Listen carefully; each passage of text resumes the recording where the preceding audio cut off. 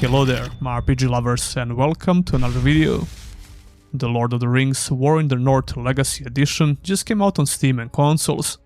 Originally, this game came out in 2011 on PC, PlayStation 3 and Xbox 360, and I got to cover this game a couple of years ago in a video where I talked about all Lord of the Rings RPGs.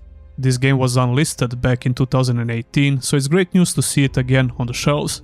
I had no idea what to expect from this quote-unquote Legacy Edition, because I just learned about it a couple of days ago when a PR company contacted me about the review key. And what better way to do that than walking in the front door?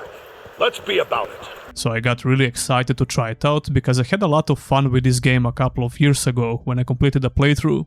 My memory about that playthrough is still kind of fresh, and I remember a lot of things. I thought the Legacy Edition is going to be a remaster or something like that, but it's only a re-release of the game. So I was a bit disappointed, because I thought it's a missed opportunity to improve this game a little bit in certain areas.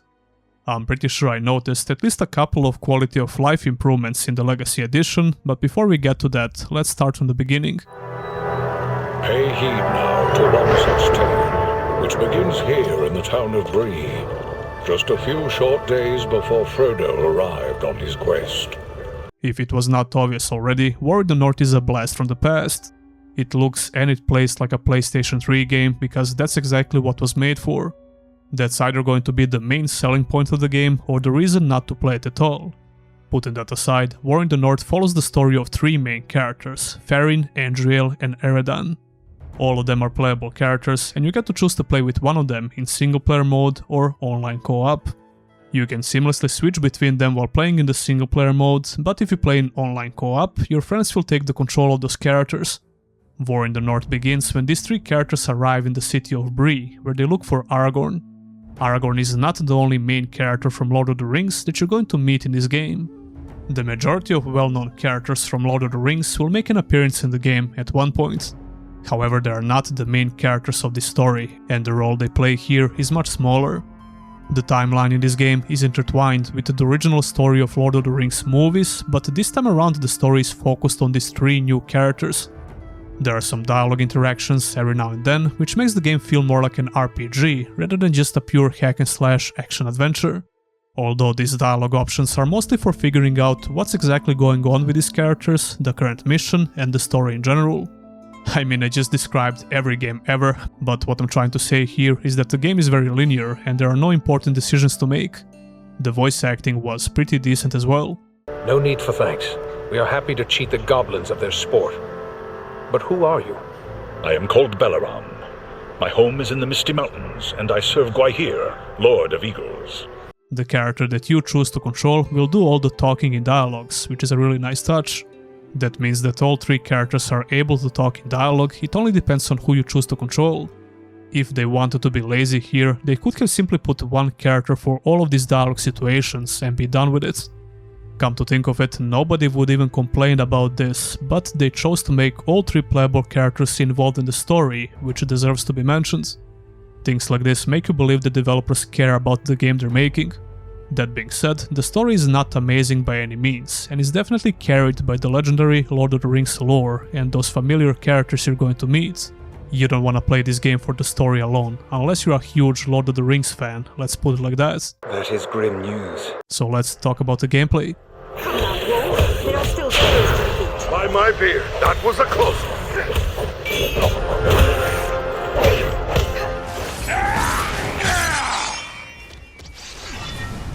You could tell that the main goal for the gameplay was to try and replicate the enjoyable hack-and-slash combat from old Lord of the Rings games. I think they were semi-successful when it comes to this, because those old games still have a more enjoyable gameplay loop, in my opinion. The gameplay was faster and more enjoyable, with some great presentation that still holds up, despite the low graphical fidelity. However, that doesn't mean the gameplay in War in the North is bad, far from it actually. I think it's a pretty enjoyable hack-and-slash experience, and the online co-op with two friends can make it even more enjoyable. There are three playable characters in the party, which are going to be controlled by AI if you play in single-player mode, which I did. One of the quote-unquote features for this Legacy Edition is the rebalanced single-player experience. But I don't remember having some huge issues while playing in single-player mode before, it seemed fine to me. so I failed to see any difference in the Legacy mode, so far at least. I played quite a bit, but I still didn't finish the Legacy edition, so I might be wrong. I will also use some parts of the old video, but you'll hardly notice the difference, to be honest. This game doesn't waste your time at all, and right after the beginning cutscene, you start in the city of Bree, which is one of your hub areas in the game. Then you start doing various missions and progress the main story of the game, and the fighting begins.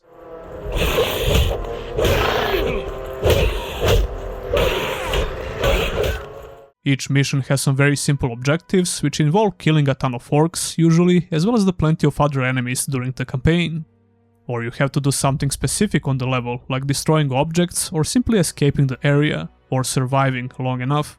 That will be around 80% of how these missions will play out, but the game does a good job with mixing them up. The combat seems like a pure button mashing fiesta at first, but shortly after the first mission, you start unlocking more abilities for all 3 characters. The controls in this game are pretty good and responsive. It's not the most responsive action-adventure I played, but it's more than serviceable. All characters have a basic attack that you're going to button mash quite a bit, and a strong attack that you should use once you see the yellow arrow above the enemy. That's basically like your finishing move, and your character will execute enemies upon using it, if you time it properly. I mean, the timing for this is very generous, but this move can feel really janky at times. Sometimes you will only knock down the enemy with this move, and you have to use it again in order to execute them. The criteria for this move can be a bit unclear in those situations, but it works pretty well, and it feels good using it. One of the reasons for that is the dismemberment system. You will cut off limbs of enemies on regular basis with these finishing moves, and they have some pretty cool slow-mo effects. Normal and most stronger enemies don't have health bars, so your only indication of their health is those arrows above their head, which can turn yellow, like I said before. The arbitrary health on enemies can be somewhat annoying at times, as well as not knowing how many times you have to hit the enemy for the execute move. However, some strong abilities and items you can use can pretty much one-shot weaker enemies. For example, one of the abilities from the ranger is a charged bow attack, which can just destroy a weaker enemy. Same goes with some usable weapons that you can find on missions. I remember complaining about the visual clarity related to arrows above enemy heads in particular. I said it was hard to see them sometimes in crowded fights, and it depends on your camera angle, which makes finishing off enemies more annoying than it should be. Unfortunately, the Legacy Edition did nothing to improve or fix this, it's still pretty annoying sometimes. On the other hand, it seems like they added some new options for the UI system. The emulated version that I played a couple of years ago only showed information about the character that I control at any given time, while the Legacy Edition shows the same info for all of your characters. It's useful to know when your party members are in trouble and low on health, but it's not really essential. Maybe it's a bit more useful in online co-op, but you would probably use some voice chat anyway. When your party members get knocked down, they usually just tell you, and they try to come closer so you can revive them. They don't get killed immediately, you can still resurrect them by just holding a button. The party AI is surprisingly pretty good. They will revive each other and use various abilities in combat as long as you unlock them first. It seems like a pretty polished system, to be honest. Here is one of the biggest changes that I instantly noticed in the Legacy Edition. The original game would not allow you to switch between characters in the middle of a mission. You could only do it once the mission is over and before you start a new mission. The Legacy Edition, on the other hand, allows you to instantly change characters and use whoever you like at any given moment. And maybe that's exactly what they meant by rebalanced single-player mode. It's a very cool and useful feature actually, and now I started caring about all 3 characters.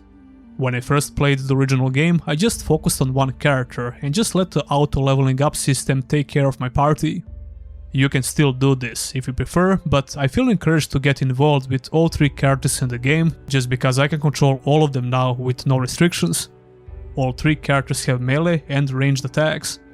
The ranged attacks in this game are a little bit underwhelming, at least when it comes to basic bow and arrow attacks. And the hitboxes are huge for ranged attacks, which can make aiming at specific enemies more tedious than it should be. Special abilities are really powerful and fun to use, like I mentioned before. The mage character has offensive spells, but she's more like a support character that will help you survive. The Ranger is my favorite class, even though I prefer to play him as a melee character while using the bow and ranged abilities occasionally. As you kill more enemies, you get more XP and you can level up by spending stat points and skill points. All characters have 3 unique skill trees and playstyles, so there is a very decent variety of skills to use and combine. Party AI will put all of those skills to good use, or now you can choose to do it yourself by switching between characters, like I said before. But the game doesn't really require some tactics for beating enemies, so you can pretty much chill with one character most of the time. All special skills require mana to use, which can be replenished by using potions, and the same goes for health. You will find these potions while looting enemies or by buying them back at your hub area between the checkpoints. Speaking of checkpoints, I might be crazy, but I think they added more of them. There is a chance that I'm completely wrong on this, but I remember hating the checkpoint system a bit more in the old version of the game. That is no small feat, friends. You don't need some crazy precision and skill in combat, but you have some skill-based moves like dodge roll and block. I did use both of these mechanics quite a bit, but it depends on the situation really. 90% of the time you'll be surrounded by huge waves of enemies, so dodging out of the way is very useful, even if you play as a dwarf warrior. Hitboxes on some enemies can be really wonky, mostly against very large enemies. My main critique for the game related to combat was the amount of trolls you're going to fight. I have no idea if they changed this, but I will be surprised if they did, because everything else is pretty much identical. I'm yet to complete a full playthrough, but so far it doesn't seem any difference. There were just way too many troll fights in the game, and they're almost identical, or completely identical most of the time. Over and over and over and over and over again. It's like they always use this big enemy when they don't know what to do anymore before the mission ends.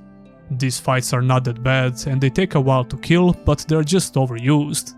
Actual bosses in the game have health bars, and most of them only have a handful of abilities to worry about. I remember liking one of the bosses in the game a lot, which is probably the final fight, because that dude has a lot more mechanics than your typical boss. If more bosses were like this, it would make the game 2 times better at least. I was kinda surprised with the amount of RPG elements in the game, because I thought they were going to be way less effective, or lacking in general. But they are pretty good actually, especially for a hack and slash game. You will pick up various armor parts for all characters, as well as new weapons of different quality. So it's up to you to update your armor and weapon pieces every now and then. So yeah, these are some pretty solid RPG elements. Even though the mission structure is linear in this game, that doesn't mean you won't find some secrets on these maps, if you're curious enough. It's nothing crazy, and it's hard to miss those optional little areas, but it's cool to find them. What's even better is the visual variety of these areas that you're going to explore. Overall, the gameplay in War in the North was never the best, but it's far from the worst. It was, and now it still is, a pretty enjoyable experience, and even a little bit underrated, I might say. The game is also pretty long, especially considering the linear nature of it. I think the average playthrough should take around 20 to 25 hours to complete, but this depends on a couple of things I guess, and how you play the game. My first playthrough was even longer than that, if I remember correctly. I don't think there are any notable graphical improvements in the Legacy Edition, although I played the emulated version on very high resolution, I believe it was 4K. The resolution in the Legacy Edition seems higher compared to base PlayStation 3 and Xbox 360, that's for sure. I'm playing this game on the base PS5, by the way, so I'm guessing the PC version has more graphical options and settings to mess around with. And that would sum up my review for War in the North Legacy Edition. That was well done. Legacy Edition was a pretty cool excuse to come back to this game once again, and even a better opportunity for people who never played it before. I'm really glad that this game is saved from obscurity and that we can buy it once again. Anyway, tell me your opinion about War in the North in the comments below. Will you get it for $20 on Steam or on consoles? Let me know. Don't forget to like the video and subscribe for more content like this. And if you want to go a step further, consider supporting your boy by becoming a YouTube channel member or a Patreon. Huge thanks to all my current supporters, and I'll see ya in the next one.